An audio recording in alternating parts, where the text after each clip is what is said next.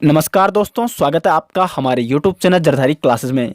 दोस्तों, उत्तराखंड सामान्य ज्ञान की इस ऑनलाइन कोर्स सीरीज में आज हम आपके ला रखे हैं उत्तराखंड के झील ग्लेशियर से संबंधित महत्वपूर्ण एमसीक्यू प्रैक्टिस सेट। तो दोस्तों, जैसे हमारे यहाँ पे उत्तराखंड सामान्य ज्ञान सीरीज का एक टॉपिक यहाँ पे कंप्लीट होता है, तो उसके बाद हम यहाँ पे उसके एमसीक्यू प्रैक्टिस सेट लेके आते हैं ताकि आगे आपकी प्रैक्टिस बनी रहे। तो यहाँ पे हमारा जो झील यानी ताल वाला और जो ग्लेशियर्स वाला टॉपिक था वो कंप्लीट हो चुका था उत्तराखंड जियोग्राफी का। तो उसके बाद हम यहाँ पे एमसीक्यू प्रैक्टिस सेट आपके सामने ला रखे हैं। तो दोस्तों, आजकल थोड़ा यहाँ पे वीडियो में डिले हो चुका है क्योंकि यहाँ पे आजकल हमारी एक मुहिम चल रही थी ट्विटर में, जो उत्तराखंड सरकार की जो बेरोजगारी के खिलाफ जो क्या था मुद्दा था, तो उस पर हमारा एक आजकल कैंपेन चल रहा है ट्विटर में। तो आप लोगों से भी निवेदन है कि आप लोग भी अधिक से अधिक हमारे साथ आ सकते हैं, और अगर आप ट्विटर में हमें फॉलो करना चाहते हैं तो लिंक आपको वीडियो के डिस्क्रिप्शन में मिल जाएगा। क्योंकि देखो, पढ़ाई करने में तभी मज़ा आता है जब वैकेंसी भी निकले। अब आप उत्तराखंड जीके की तैयारी कर रहे हो, हम यहाँ पे तैयारी करवा रहे हैं। तैयारी करवाने में भी और तैयारी करने में भी मज़ा तभी आता है जब कोई ना कोई न्यू वैकेंसी निकले और पेपर टाइम पे हो। अब देखो, उत्तराखंड में 2020 की बात की जाए तो 2020 में एक भी यहाँ पे एग्ज़ाम नहीं हुआ है। तो मतलब पढ़ने का मज़ा तभी आता है जब एग्ज़ाम हो। तो इस मुहिम में आप हमारा साथ दे सकते हैं। ये सभी लोगों की क्या है, ये सभी लोगों की एक मतलब उत्तराखंड सरकार से मांग है यहाँ पे कि उत्तराखंड में एग्ज़ाम एक तो टाइम पे होना चाहिए, और बाकी जो भी जितनी वैकेंसियाँ जितने विभागों में भर्तियाँ खाली वो टाइम पे यहाँ पे भरी जानी चाहिए। तो सब लोगों की लड़ाई है, सभी बेरोजगारों की। तो आप भी इस मुहिम में हमारा साथ दे सकते हैं। तो चलिए दोस्तों, आज की वीडियो शुरू करते हैं, और वीडियो के लास्ट में आपको एक क्वेश्चन पूछा जाएगा हमेशा की तरह, तो आपको उसका जवाब जरूर देना है कमेंट बॉक्स में।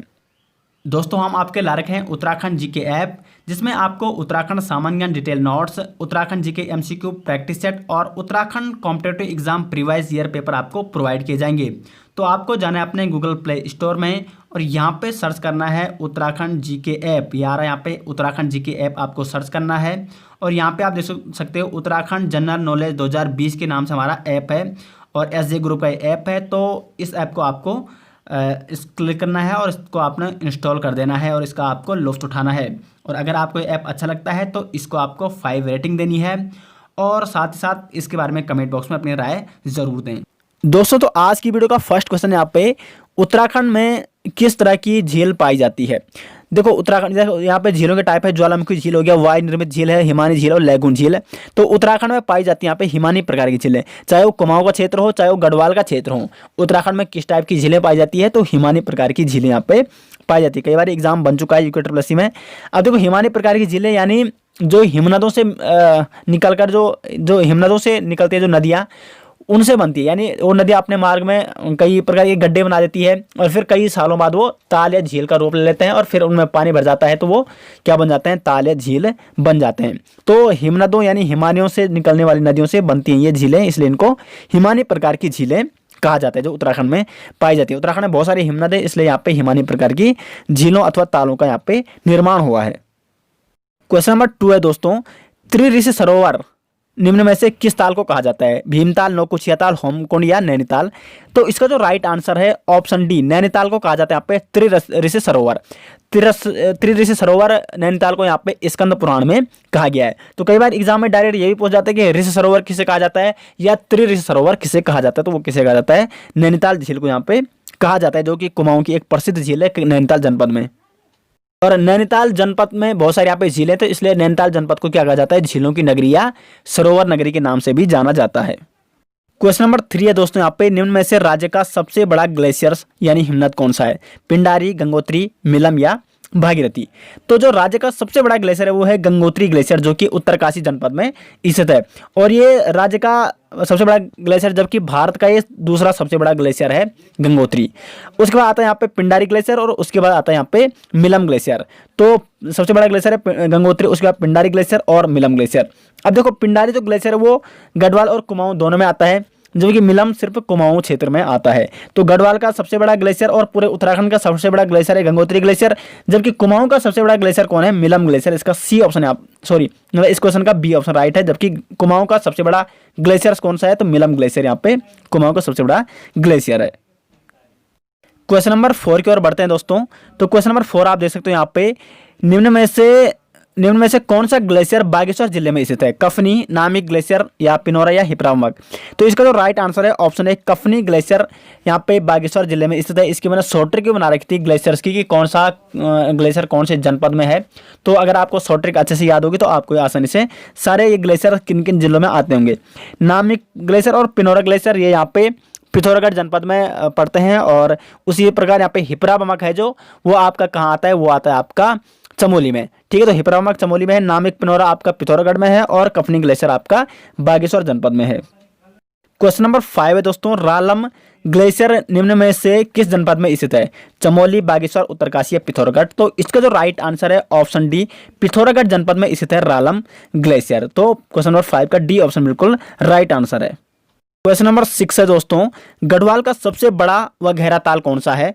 तो वासुकी, सहस्त्र, यमताल या महासरताल? तो इसका जो राइट आंसर है ऑप्शन बी, सहस्त्रताल जो कि गढ़वाल का सबसे बड़ा व गहरा ताल है। अब देखो कई बार ये भी पूछ जाता है कि गढ़वाल का सबसे बड़ा गहरा व बड़ा ताल कौन से जनपद में स्थित है? तो सहस्त्रताल यहाँ पे टिहरी जनपद में स्थित है, टिहरी गढ़वाल में स्थित है सहस्त्रताल।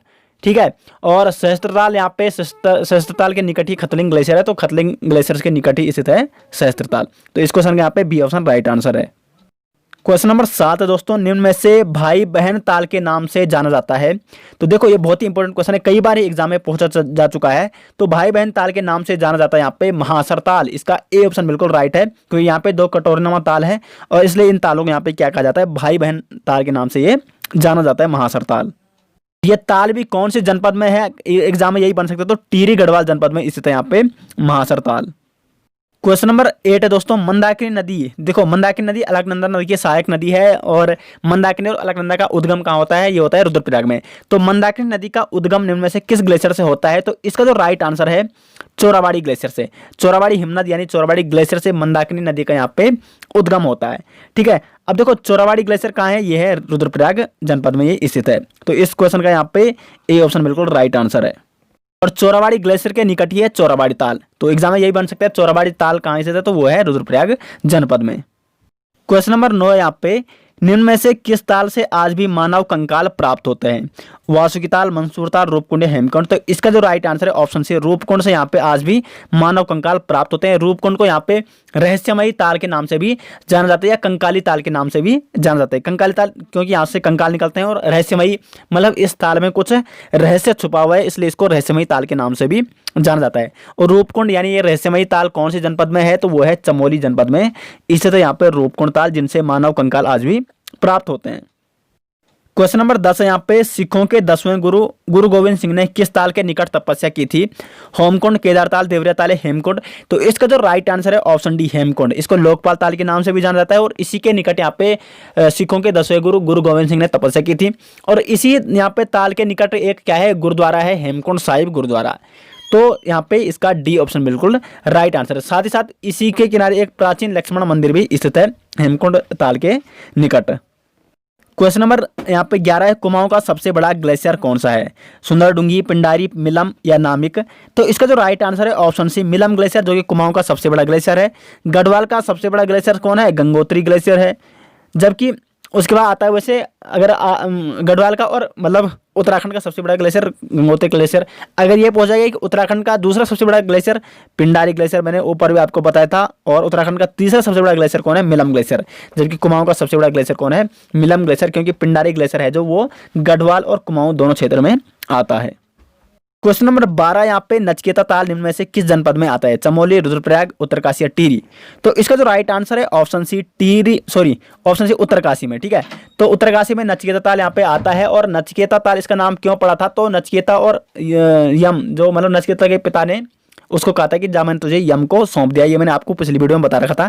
तो वैसे पूरी डिटेल्स पढ़ने के लिए अगर जिसने वो वीडियो अभी नहीं देखी तो आपको वहाँ पे सारी मैंने डिटेल्स समझा रखी है और इंपॉर्टेंट फैक्ट बता रखा है हर तालों के संबंध में। और ग्लेशियर की जो वीडियो है वहाँ पे फैक्ट बता रखे हैं और साथ साथ शॉर्ट ट्रिक मैंने बता रखी है। हर तरफ से मैं आपको समझाने की कोशिश करता हूँ कि ताकि आपको अच्छे से समझ में आ सके। और यहाँ पे ये सारे क्वेश्चन भी अगर आपने अच्छे से उसके नोट्स बनाए होंगे तो ये क्वेश्चन सारे आपको आसानी से आ जाएंगे। क्वेश्चन नंबर 13 यहाँ पे, भेंगताल निम्न में से कौन से जनपद में स्थित है? तो भेंगताल यहाँ पे स्थित है आपके रुद्रप्रयाग जनपद में। और इस ताल का आकार कैसा है? अंडाकार है इस ताल का आकार। तो अंडाकार किस ताल का आकार है? भेंगताल का आकार है अंडाकार। क्वेश्चन नंबर 14 यहाँ पे उत्तरकाशी में निम्न में से कौन सा ताल स्थित है? लामा ताल, मंसूर ताल, बधानी ताल या सूखा ताल? तो इसका जो राइट आंसर है ऑप्शन है लामा ताल, जो कि उत्तरकाशी में स्थित है। बाकी मंसूर ताल आपका टिहरी जनपद में है, बधानी ताल आपका यहाँ पे रुद्रप्रयाग जनपद में है और सूखा ताल आपका चमोली जनपद में स्थित है। क्वेश्चन नंबर यहाँ पे 15 है, निम्न में से किस ताल में मछलियां पकड़ना निषेध है?